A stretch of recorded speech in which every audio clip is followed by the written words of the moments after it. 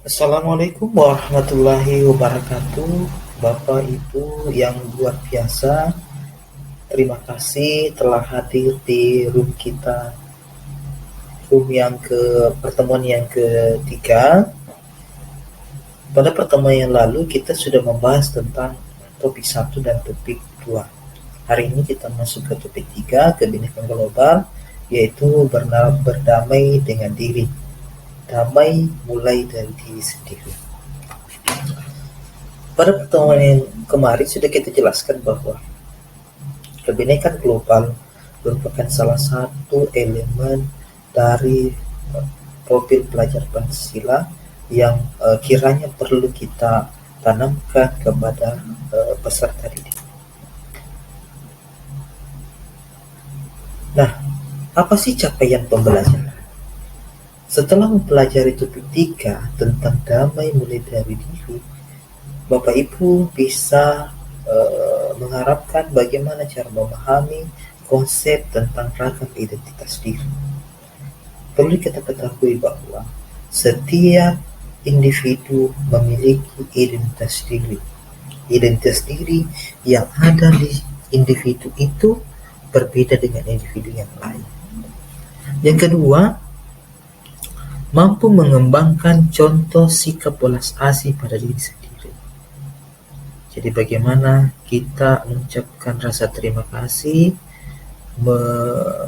mengucapkan welas asih terhadap diri sendiri. Baik, selanjutnya kita mulai tahap pertama, yaitu mulai dari diri dengan pertanyaan pemantik.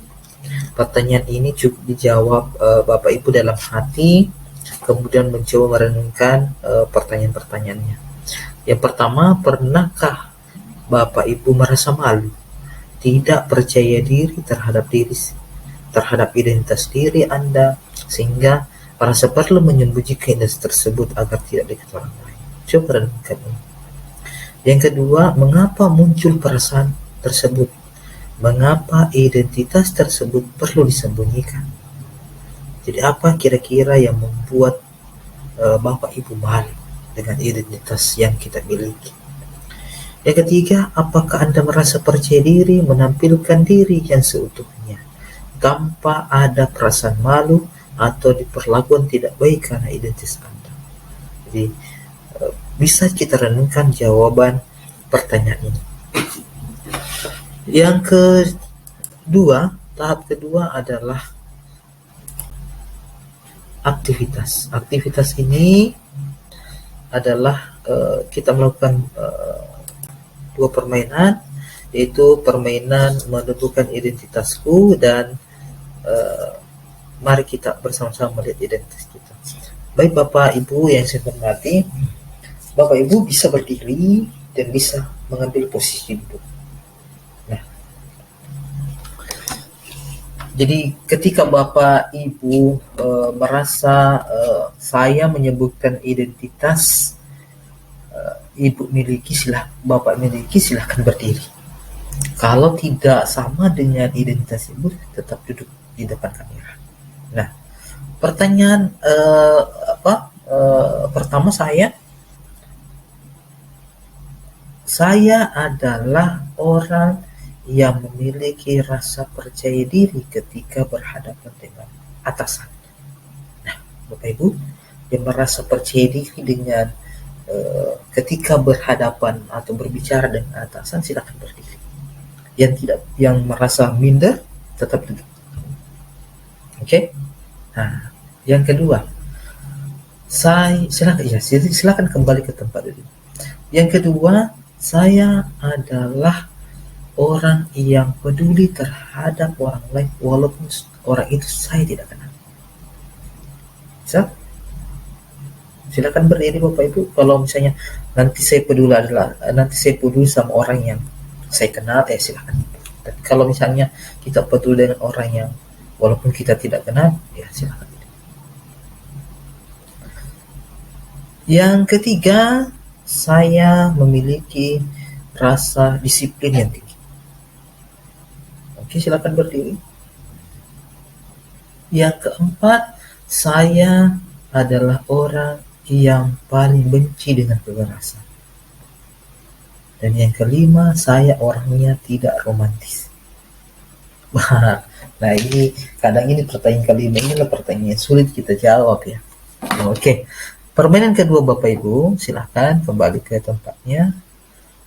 Permainan kedua, silahkan ambil kertas stick note-nya yang sudah disiapkan tadi. Bapak Ibu bisa menuliskan jawaban dari pertanyaan saya. Pertanyaan pertama, siapa saya? Jadi tuliskan jawabannya di kertasnya, siapa saya. Yang kedua, apa ciri dari diri saya yang kiranya mudah diidentifikasi, kemudian agak berbeda dengan ciri orang lain. Yang ketiga, apa yang saya suka, apa kegemaran saya, apa hobi saya. Yang ketiga, apa yang telah saya capai saat ini, apakah sesuai dengan visi saya. Yang keempat, apa keunggulan atau kelebihan yang saya miliki. Jadi bisa ditulis di kertas. Kalau sudah, silakan Bapak Ibu tempel di depan, apapun yang di depannya tempel di situ, sehingga mudah dilihat. Terus yang ketiga adalah mari merefleksikan. Sama tadi aktivitas tadi. Yang kedua adalah silakan Bapak Ibu ngambil kertas yang lain. Kalau perlu mungkin ada yang warnanya berbeda. Kemudian kita akan merenungkan 3 pertanyaan. Dari permainan tadi, diskusikan dan renungkan. Apakah Bapak Ibu selalu berada dalam posisi identitas yang sama pada semua putaran permainan? Atau berubah-ubah, kadang Bapak berdiri, kadang Bapak duduk. Kadang Ibu atau Ibu berdiri terus ketika identitas yang disebutkan tadi. Baru yang kedua, apa Bapak Ibu bertemu dengan orang yang satu identitas pada putaran pertama. Nah, Bapak Ibu tadi, apakah Ibu melihat beberapa teman yang sama-sama berdiri, kemudian ketika berada di putaran kedua juga sama berdiri, ataukah berbeda pada putaran-putaran berikutnya? Coba ceritakan mengapa itu bisa terjadi. Dari semua identitas tadi, mana menurut Bapak Ibu paling penting atau paling berharga buat Bapak Ibu? Coba urutkan dari 1 sampai 5. Jadi yang mana dulu, baru yang mana dulu. Jadi diurutkan. Nah, ini pun ditulis dalam kertas stick note. Selanjutnya kita berada pada tahap pemahaman konsep. Pemahaman konsep yang pertama adalah setiap orang punya banyak identitas. Kita punya banyak identitas. Mungkin kita punya kesamaan identitas yang suku dengan seseorang, tapi berbeda identitas agama dengan orang itu. Ada identitas yang begitu saja kita terima sejak lahir dan tidak bisa diubah. Ada juga identitas yang kita bisa ubah, yang kita bisa bangun, yang kita ciptakan. Ada juga identitas yang dianggap sangat penting. Jika orang merendahkan identitas itu, maka kita akan merasa tersinggung. Mari kita bersama-sama mencoba untuk menonton video untuk menemukan identitas kita. Ibu yang saya hormati, ini kamu, bukan dia. Kamu yang beda dengan dia atau mereka.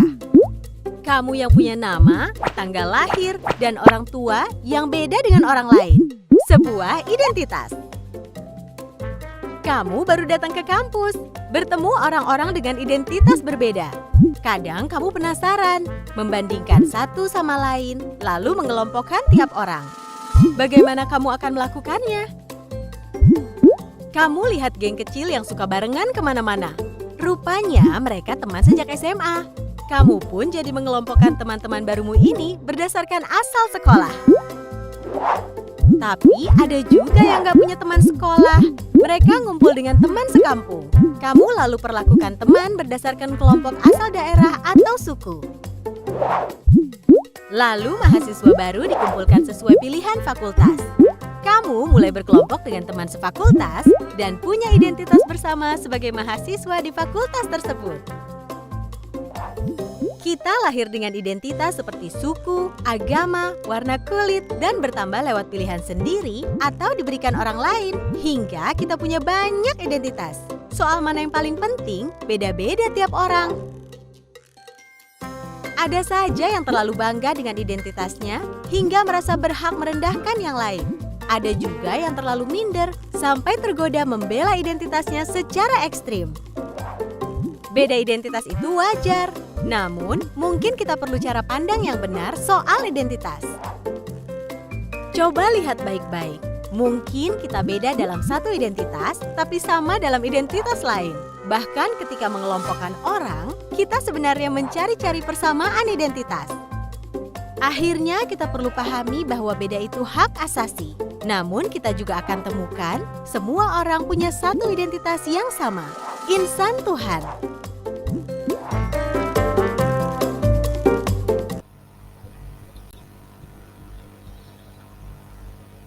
Konsep yang kedua, gunakan standar diri sendiri. Bapak Ibu yang saya hormati, setiap orang itu unik, tidak bisa dibandingkan dengan orang lain. Standar umum itu tidak bisa dijadikan sebagai patokan untuk mengukur diri sendiri. Misalnya, standar cantik menurut iklan televisi tidak bisa dijadikan patokan untuk kita. Yang jelas, standarnya orang itu berbeda. Misalnya contoh, orang yang berada di timur memiliki standar yang berbeda dengan orang yang memiliki orang di barat. Orang di timur mengatakan yang dikatakan cantik itu adalah berkulit putih dan cerah. Hal sebaliknya dengan orang yang berada di barat. Orang yang di barat mengatakan orang yang memiliki kulit coklat itu memiliki paras yang sangat sempurna, sehingga mereka rela untuk berjemur di pantai. Jadi kita melihat ini, maka standar dari kesempurnaan fisik itu sudah berbeda. Untuk lebih jelasnya, mari kita nonton video. Yuni, seorang siswi di sebuah SMA, berasal dari keluarga sederhana.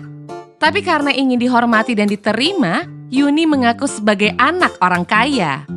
Gaya busana dan bicaranya diatur sedemikian rupa. Tapi diam-diam teman-temannya tak percaya. Mereka mencari tahu kondisi Yuni yang sebenarnya. Hingga akhirnya Yuni ketahuan identitas aslinya. Karena malu, akhirnya Yuni tak pernah lagi muncul di sekolahnya. Kisah Yuni ini kisah nyata, kita bisa temui di lingkungan remaja. Rata-rata siswa hari ini merasa minder karena tidak memiliki apa yang orang lain miliki. Baik itu fisik, prestasi, maupun sifat khusus. Menurut hasil FGD kami dengan para guru di 4 sekolah yang ada di Jawa Barat, bahwa dari 1 dari 4 siswa merasa minder karena fisik, dan 1 dari 5 siswa merasa minder karena nggak punya prestasi seperti orang lain. Hasil survei online kami terhadap remaja menunjukkan mereka tak mau menerima diri agar diterima dan dihargai. Bukannya sibuk menemukan dan mengenali potensi diri, mereka malah sibuk mengejar standar umum. Orang yang berkulit gelap sibuk memutihkan kulitnya karena iklan membuat standar kecantikan itu identik dengan kulit cerah. Yang keriting meluruskan rambutnya karena standar umum wanita anggun adalah berambut lurus terurai. Jika kita sibuk mengejar standar itu, coba pikirkan beberapa hal ini. 1. Setiap orang itu unik, gak mungkin ada satu standar yang cocok untuk semua. Setiap orang bisa punya standarnya masing-masing. Kalau standar orang ganteng itu mancung dan tinggi, lalu bagaimana dengan orang yang pesek dan pendek? 2. Standar itu diciptakan oleh iklan, industri, sinetron, atau budaya. Orang yang gagal membuat standar buat dirinya bakal jadi sasaran empuk buat para pencipta standar. Merekalah yang bakal jadi korban iklan dan pengaruh lingkungan. 3. Standar itu relatif. Beda tempat, beda standar. Di Mauritania, sebuah negara di wilayah Maghreb di Afrika Utara Barat, misalnya orang yang cantik adalah orang yang berbadan subur. Di Jepang yang dianggap cantik itu yang giginya gingsul. Beda waktu bisa beda standarnya. Coba perhatikan fashion dari masa ke masa. Apakah standar keren itu sama? Misalkan saja tahun 80-an, pria yang dianggap ganteng itu berkumis tebal, apakah saat ini masih berlaku? Tapi, kalau yang sifatnya nilai moral itu universal. Sikap jujur di mana-mana dari dulu sampai nanti tetap dianggap baik dan keren. Jadi, daripada ngejar standar cantik fisik, mending membangun inner beauty. Gak usah habisin waktu apalagi sampai menipu diri untuk terlihat sesuai standar fisik yang umum. Gak usah minder, kelihatan di bawah orang lain, atau sombong karena kelihatan lebih tinggi. Karena setiap orang unik dan gak bisa dibandingin. Kalaupun mau bikin standar dan membandingkan, buatlah standar tinggi buat dirimu sendiri. Bandingkan dirimu kemarin dengan dirimu hari ini. Apakah hari ini kamu lebih baik dari kemarin? Terus dorong dirimu sampai memenuhi standar best version of yourself. Ingat, kamu dilahirkan original. Kenapa harus mati sebagai kopian orang lain? 3. Ulas asih pada diri sendiri atau self-compassion. Self-compassion ini adalah bagaimana latihan mencintai diri sendiri. Bukan cuma orang lain yang cintai, tapi diri sendiri juga tidak perlu cintai. Apa hubungannya dengan mulai dari sendiri. Jadi welas asih itu manfaatnya sebenarnya untuk kebaikan diri. Fungsinya untuk menciptakan kesadaran penuh, menciptakan keterhubungan antara jiwa dan raga kita. Bagaimana caranya? Mudah saja Bapak Ibu. Pertama, terima kenyataan bahwa kamu itu tidak menyenangkan, tidak bisa menyenangkan semua orang. Orang itu punya penilaian masing-masing, penilaian yang berbeda-beda. Kita tidak bisa.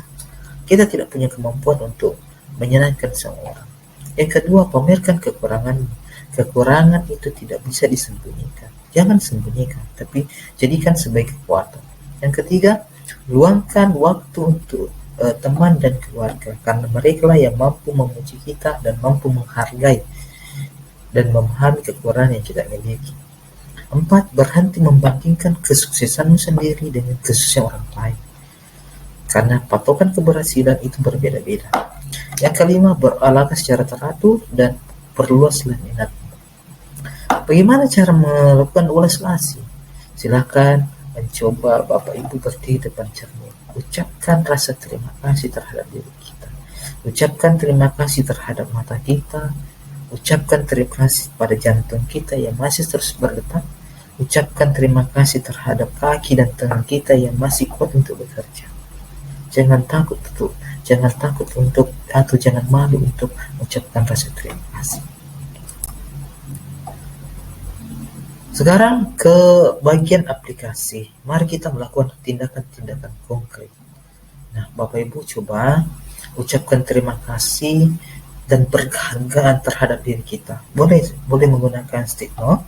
Ucapkan terima kasih. Jadi jangan malu. Karena kita bekerja itu tidak pedulikan terhadap diri sendiri. Yang penting pekerjaan di kantor selesai. Tapi dia tidak mempedulikan diri sendiri. Kadang dia merasa sakit. Nantilah kita istirahat, yang penting pekerjaan selesai.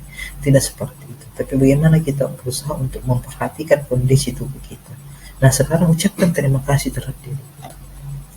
Yang kedua Bapak Ibu, silakan Bapak Ibu mengambil handphone dan tolong telepon ucapkan terima kasih dan penghargaan buat orang terdekat. Orang yang kita sayangi, orang tua, anak kita, teman kerja dan sebagainya. Ucapkan rasa terima kasih karena dialah orang yang dianggap berjasa untuk kesuksesan kita hari. Sudah Bapak Ibu? Terima kasih. Sekian materi kita hari ini. Jadi semoga bisa bermanfaat. Kita akan ketemu di pertemuan ketiga pada topik yang keempat. Demikian Bapak Ibu, semoga bermanfaat. Assalamualaikum warahmatullahi wabarakatuh.